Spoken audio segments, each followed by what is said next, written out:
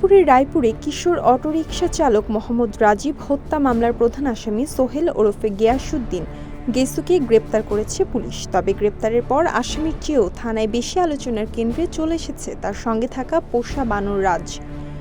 সোমবার রাতে চাঁদপুর সদরের ওয়্যারলেস এলাকা থেকে আসামিকে গ্রেপ্তারের সময় তার স্ত্রী এই বানরটিকেও থানায় নিয়ে আসে পুলিশ। সোমবার রাতে চাঁদপুর সদরের ওয়্যারলেস এলাকা থেকে আসামিকে গ্রেপ্তারের সময় তার স্ত্রী ও এই বানরটিকেও থানায় নিয়ে আসে পুলিশ ও স্থানীয় সূত্রে জানা যায়, গত শুক্রবার রাতে রায়পুরের চর আবাবিল ইউনিয়নের অটোরিকশা চালক রাজীবকে হাতুড়ি দিয়ে মাথায় আঘাত করে হত্যা করা হয়।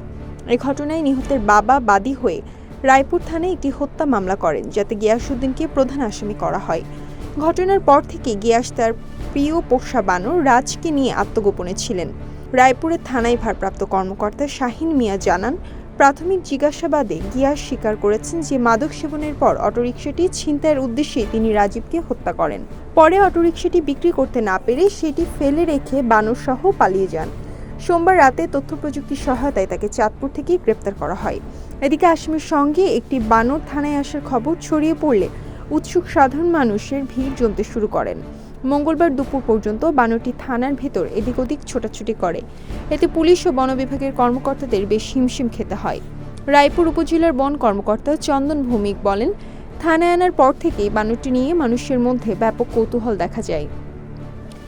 মঙ্গলবার দুপুরে আসামিকে আদালতের মাধ্যমে কারাগারে পাঠানো হয়েছে এবং বানরটিকে আমাদের হেফাজতে নেওয়া হয়েছে। বর্তমানে এটি জেলা বন বিভাগের কার্যালয়ে রয়েছে।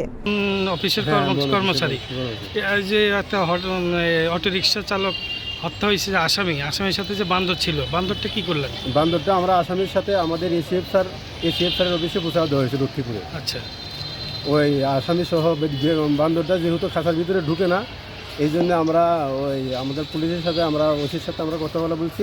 পুলিশ সব বলছে যে আমরা আসামি চালান করে দেবো। আসামি চালান করে দেওয়ার আগে আমরা এসিএফ স্যারের অফিসে আমরা বান্দরটা পৌঁছা দেবো।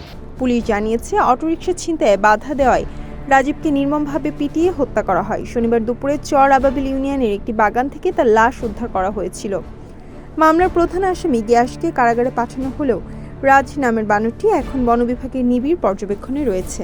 এই হত্যাকাণ্ড সম্পর্কে আসামি গিয়াসউদ্দিন গেসুকে ব্যাপক জিজ্ঞাসাবাদ করি। জিজ্ঞাসাবাদে অটোরিকশাটি ছিনতাই করে সে বিক্রি করে টাকা উপার্জন করবে, এই কারণেই তাকে মূলত হত্যাকাণ্ড করা হয়ে থাকে বলে সে স্বীকার করেছে। আমরা তাকে বিজ্ঞ আদালতে প্রেরণ করছি 164 জবানবন্দির জন্য।